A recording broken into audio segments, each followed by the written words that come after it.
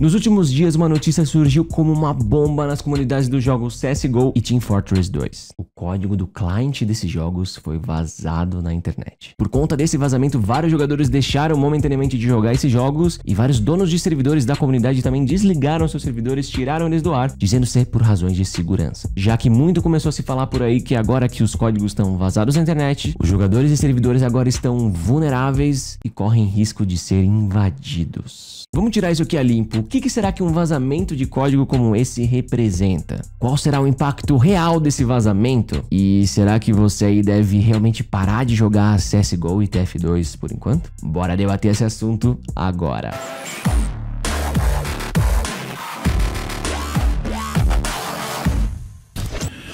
Olá, seja muito bem-vindo, eu sou Gabriel Pato e você tá no canal da galera que curte tecnologia e hacking. E a pauta de hoje, mais uma vez, foi sugerido por uma baita galera lá na inbox do meu Instagram. É muito da hora ver a comunidade gamer em peso colando aqui no canal. Tamo junto. Muito obrigado a todo mundo que tem mandado sugestões de temas aqui pro canal. E se você não me segue lá no Insta ainda, cola lá no @GabrielPato. Sempre que rolar alguma coisa aí do mundo de tecnologia, de hacking que você quiser ver aqui no canal, me manda lá na inbox que eu tô sempre de olho, beleza?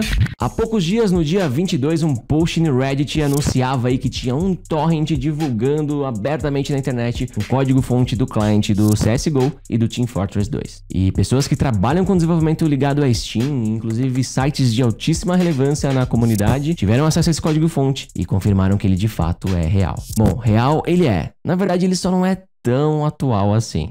Tudo indica que esse código-fonte são de versões desses jogos do final de 2017. Inclusive, alguns modders e desenvolvedores da comunidade disseram no Reddit e no Twitter que, na verdade, a comunidade mesmo ali, aquele clubinho mais fechado, já tinha conhecimento desse vazamento desde o meio de 2018. Alguns deles já tinham esse vazamento em mãos, mas era algo bem restrito para um certo grupo de pessoas. Só que agora é meio que algo público, né? Alguns minutinhos de Google e você já encontra esses códigos-fontes para download na internet. E a questão ficou ainda mais complicada porque muita gente passou a recomendar por aí que os jogadores parassem de jogar CSGO e TF2 enquanto tudo isso estava acontecendo. E disseram que era por razões de segurança. Começaram a noticiar em todos os meios por aí que ao jogar você estava em risco e que por conta dos vazamentos, hackers teriam agora em mãos falhas que eles poderiam usar contra você, que poderiam levar à invasão do seu computador, comprometer a sua conta da Steam e tudo mais que você tiver na sua máquina. Sei lá, essa história não tá batendo muito bem pra mim, aliás, não tava batendo muito bem pra muita gente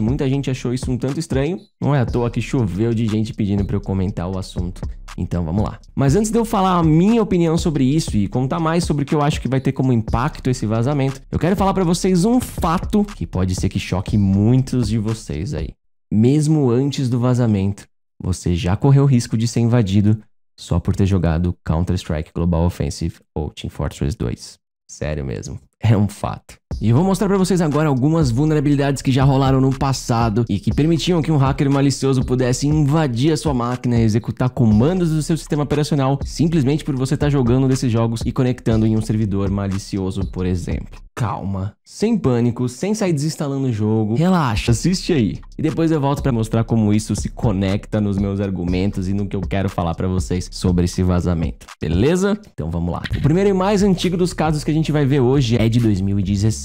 A empresa OneUp Security reportou para a Valve uma vulnerabilidade que levava a um RCE, um Remote Code Execution. A falha é na engine de jogos da Valve, a Source Engine. Então todos os jogos que usavam elas acabaram sendo afetados e eles mencionaram jogos como CSGO, TF2, Half-Life 2 Deathmatch, Portal 2 e Left 4 Dead como sendo vulneráveis. Bom, como o nome bem sugere, a gente tem um Remote Code Execution, quando uma falha consegue executar códigos, consegue executar comandos no seu sistema operacional de forma remota. E eu diria que esse é o cenário mais crítico dentro de segurança da informação, é o que todo mundo teme, né? E essa falha com certeza pode ser usada para instalação de malwares, de backdoors, enfim, é algo que pode realmente comprometer todo o sistema da vídeo. A falha era um buffer overflow que ocorria quando o jogo carregava um modelo 3D de animação que rolava quando um personagem morria no jogo. Sabe quando o personagem morre e tem toda uma animação dele sofrendo, caindo no chão e tal? É bem isso aí. Os pesquisadores conseguiam explorar a vulnerabilidade justamente nesse momento, no momento que o jogo carregava uma animação personalizada, uma animação que eles modificaram, manipularam para esse propósito. Só que para conseguir explorar essa falha em outros players, invadir outros players da partida, esse modelo 3D tinha que ser carregado no jogo de todo mundo que tava ali. Se você joga algum jogo baseado na Source Engine, você já deve ter percebido que se você conectar em um servidor da comunidade que tem algum recurso que você não tenha no seu jogo, como por exemplo um mapa personalizado, o seu jogo vai baixar esse recurso personalizado do servidor durante a conexão que você está fazendo a ele. Os pesquisadores então criaram um servidor com um mapa personalizado e junto do mapa eles colocaram essa animação, esse modelo manipulado deles que explora a vulnerabilidade. Então jogadores que se conectassem a essa partida deles, um servidor malicioso que eles criaram, e morressem dentro da partida, o jogo deles ia carregar essa animação de morte manipulada e a vulnerabilidade seria explorada no jogo deles, fazendo com que um comando de controle do hacker fosse executado na máquina desses players. Isso sim que é ter um dia zoado, né? Você entrou numa partida para jogar um game, morreu na partida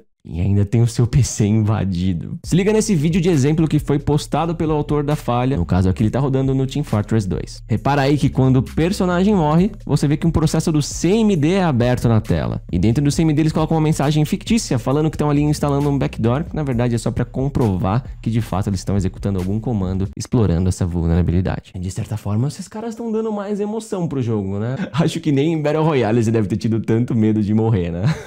Parabéns a OneUp Security por esse achado incrível, um baita trabalho dos caras. E a gente segue com nossos exemplos de falhas críticas em jogos da Valve. E se você já jogou Left 4 Dead 2 e se assustou aí com zumbis, você vai ver que o seu susto não foi nada perto desse susto que você poderia ter tido enquanto jogava Left 4 Dead 2, se liga só. A gente tem aqui um caso bem semelhante ao que a gente acabou de comentar aqui anteriormente. O pesquisador Hunter Stanton descobriu uma vulnerabilidade no que acontece quando o jogo tenta processar os arquivos .nav. Esses arquivos .nav são usados pela Source Engine para armazenar informações sobre o mapa que vão ser usadas principalmente para movimentação de bots. E nesse arquivo ele indica, entre outras coisas, por exemplo, onde um bot pode caminhar e onde não é caminho andável para o bot. Mais uma vez, da mesma forma que no nosso exemplo anterior, seria possível criar um servidor com um mapa e um .nav que é fornecido aos players enquanto os players conectam nesse servidor. E aí, quando o mapa carregasse para esses players que estão conectados nesse server malicioso, a falha seria explorada no cliente deles e eles poderiam ter suas máquinas invadidas. E você aí achando que o mais medonho do Left 4 Dead era aquele monte de zumbi que aparecia do nada, né?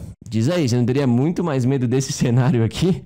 O pesquisador reportou para a Valve pelo programa de Bug Bounty deles, o programa da Valve que recompensa pesquisadores de segurança que identificaram vulnerabilidades e reportaram de forma ética para eles. E a Valve deu a recompensa de $10 mil para esse pesquisador, olha só que bacana. Eu deixo aqui então meus parabéns a ele pelo excelente trabalho. A Valve corrigiu essa falha no dia 24 de julho de 2019. E vamos seguir em frente para mais falhas críticas em jogos da Valve, dessa vez no queridíssimo Counter-Strike Global Offensive, nosso amado CSGO. E mais uma vez estamos falando de uma falha que leva à execução remota de códigos na máquina dos players, ou seja, uma falha que poderia fazer você ser invadido simplesmente por estar jogando CSGO no servidor errado. Só que dessa vez é diferente dos casos anteriores porque não é um buffer overflow. É, aliás, algo bem curioso. Essa falha é causada por uma espécie de cross-site scripting. Olha que negócio interessante a gente tem aqui. Quem joga CSGO já por alguns anos com certeza notou uma grande evolução nos menus do jogo, na interface do jogo nos últimos anos. E isso se deve ao fato de que a Valve desenvolveu e implementou uma framework nova para fazer suas interfaces e menus chamada Panorama. Panorama é uma framework da Valve que é bastante similar ao que a gente tem aí de frameworks para fazer front-end em aplicações web nos dias de hoje. Ela usa uns arquivos XML para definir os painéis na interface, mas de resto é o nosso velho HTML5, CSS e JavaScript que quem desenvolve aplicações web está bem acostumado a ver. Só que o JavaScript aqui tem alguns poderes a mais, já que ele tem acesso a APIs do jogo, né? Ele faz a ligação entre a interface e os recursos internos do jogo. E se todos esses elementos estão presentes, uma falha que permitisse a injeção de tags HTML e de comando JavaScript seria algo bem interessante de se explorar, né? E foi justamente isso que o pesquisador Shay Hellman foi atrás. No relato dele, ele diz que ele sabia que o atributo atributo HTML igual a true dentro de uma tag de um layout do Panorama faz com que todo o conteúdo que seja colocado dentro dessa tag seja processado pela framework Panorama como tags HTML válidas. Então ele extraiu esse arquivo desse caminho aqui, que é um arquivo que armazena todos os layouts do Panorama dentro do CSGO, justamente para buscar situações de tags que tivessem o atributo HTML setado para true. E ele encontrou o arquivo de nome popup_generic.xml.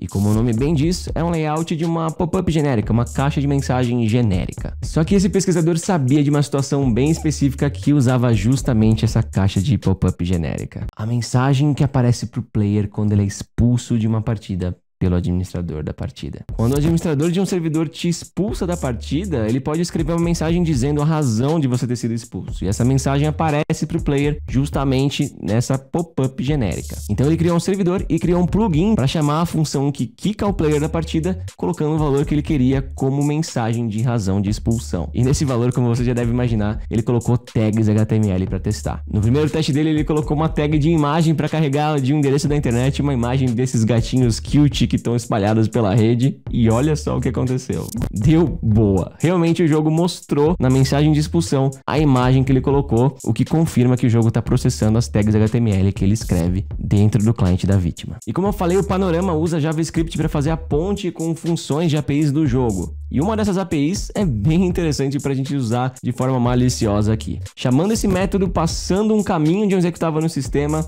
ele é executado. Então, juntando tudo isso, um hacker poderia abrir um servidor malicioso que, quando a vítima conectasse, ela seria automaticamente expulsa do servidor, quicada do servidor, e na razão de expulsão, colocaria uma tag HTML que chamaria essa função para executar um comando no sistema operacional da vítima. E com isso, teríamos execução remota de códigos no sistema operacional da vítima, que simplesmente quis conectar no server para jogar, coitada. E é justamente isso que rola nesse vídeo de exemplo aqui, e ele está executando a calculadora do Windows, o calc.exe, o que é algo que é bastante comum ser usado nessas demonstrações, porque é um programa inofensivo, né? Ela está aqui para demonstrar que, de fato, a gente está conseguindo executar um comando no sistema operacional da vítima. Bem interessante isso aqui, né? Essa falha também foi reportada para a Valve pelo programa de Bug Bounty e o pesquisador recebeu $9 mil de recompensa. Parabéns aí pelo incrível trabalho. Vamos para um último exemplo aqui que vale muito a pena ser mencionado, uma falha muito interessante, e dessa vez não é nenhum jogo da Valve, mas sim no coração da Valve. A falha está no próprio cliente da Steam. Essa falha foi reportada por 2 pesquisadores, eu vou deixar o nome deles aqui porque com certeza eu erraria o nome se eu tentasse pronunciar.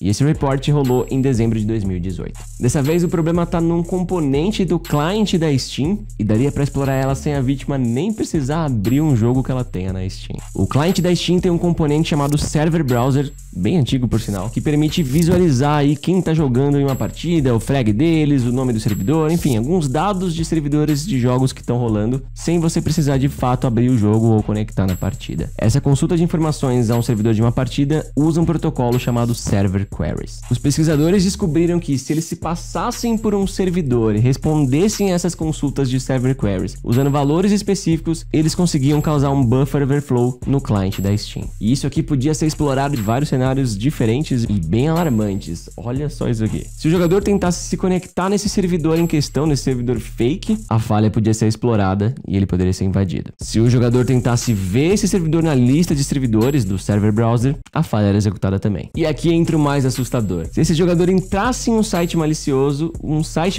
poderia iniciar a Steam pelo chamado Steam Protocol e fazer o cliente da Steam abrir essa janela de Server Browser para esse jogador. Vamos ver um exemplo justamente desse cenário. A vítima entra no site que tem um iframe chamando o Steam Protocol e com isso a Steam dele abre a janela de Server Browser justamente consultando o IP do servidor fake deles. E o servidor deles responde com valores específicos para causar o buffer overflow. Então repare que alguns segundos depois o CMD da vítima é aberto, o que está representando na verdade a execução de um comando pela falha. Ou seja, nesse ponto aqui a vítima já teria sido invadida. Tenso, né? A Valve recompensou os pesquisadores em $18 mil, que foi dividido meio a meio aí entre eles. Parabéns aos 2 pesquisadores por um trabalho fantástico. Se você quiser ver o report original de qualquer uma das falhas que eu comentei aqui hoje, na descrição aqui embaixo eu tô deixando o link direto para cada um desses reports. Bom, o que a gente viu aqui foram apenas 4 de várias falhas que são reportadas para a Valve pelo programa de Bug Bounty deles. Tá bom, mas por que eu tô mostrando essas falhas para vocês? Será que eu tô mostrando pra vocês pra criticar a Valve?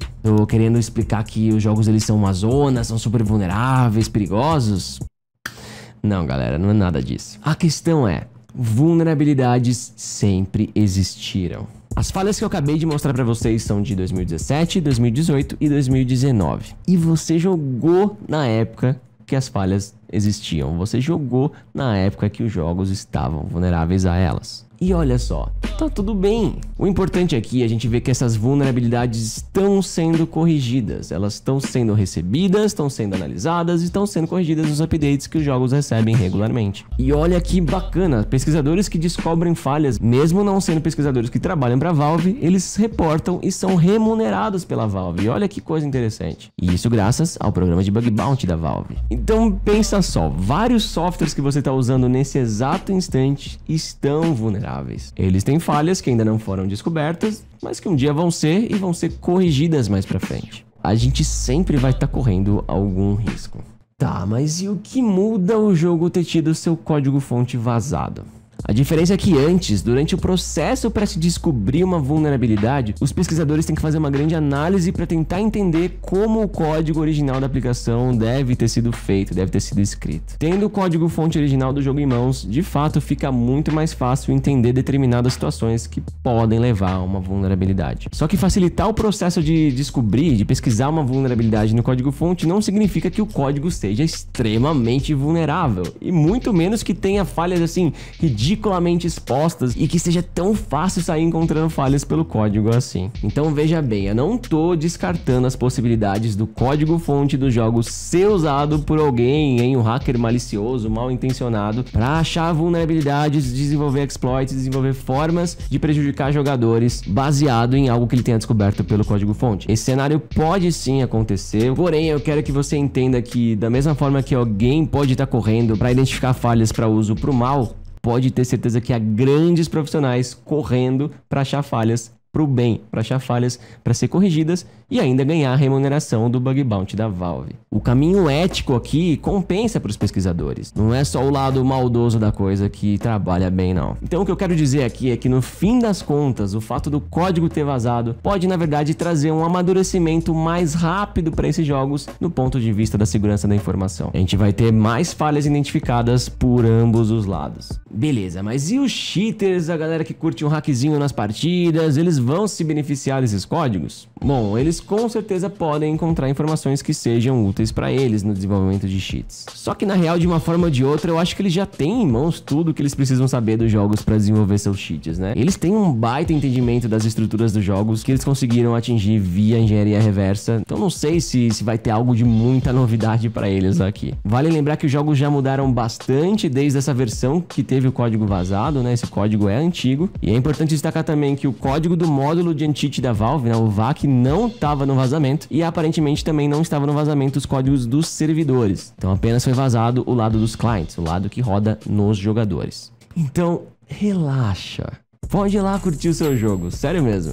O cenário que a gente tem agora no pós-vazamento não é tão diferente do que a gente sempre teve. O risco sempre existiu e vai continuar existindo. Como existe risco ao jogar qualquer outro jogo, ao usar qualquer outro software ou até mesmo o sistema operacional. Aliás, a própria Valve já analisou esse vazamento e disse que tá tudo bem e que você pode sim jogar seu jogo numa boa. Ainda assim, se você tá com o pé atrás, tá inseguro e quer umas dicas de segurança para você poder jogar mais tranquilo, eu vou passar algumas para vocês então. A primeira é com base em todas as falhas que a gente já viu aqui hoje, que é evite jogar em servidores que você não confia. Então procura sempre jogar nos servidores oficiais ou de empresas que sejam de sua confiança. Das 4 falhas que a gente viu aqui hoje, 3 só seriam exploradas se você entrasse em um servidor malicioso. Então, olha só como isso faz diferença. Outra dica é não executar Steam como administrador e também não executar os jogos que você vai jogar como administrador. Isso é porque os comandos que forem injetados por uma falha dessas, caso você vire vítima de uma falha dessas, eles vão ter o nível de acesso do usuário que está executando o jogo. Então, se você der acesso de administrador para o jogo, se você rodar o jogo como administrador, esses comandos injetados à sua máquina teriam privilégio também de administrador e poderiam provocar um dano muito maior ao seu sistema. E se você está muito tenso mesmo, essa última última dica vai pra você. Você pode procurar uma solução de sandbox para rodar os seus jogos da Steam. Isso vai isolar esse jogo do sistema operacional e vai minimizar os danos que um comando injetado poderia causar. E se você quiser ir um pouquinho além, você pode também jogar os jogos usando máquinas virtuais. Só que isso provavelmente vai comprometer a performance do seu jogo. E se você for seguir algum desses caminhos, lembre-se também de dar uma pesquisada antes na internet para ver se não vai ter nenhum problema com os anti-cheats dos jogos que podem estranhar aí uma sandbox ou uma virtualização. Então cuidado, porque você pode acabar sendo mal interpretado por um anti-cheat e acabar sendo banido. E eu não vou ter nada a ver com isso, hein? Pesquisa antes.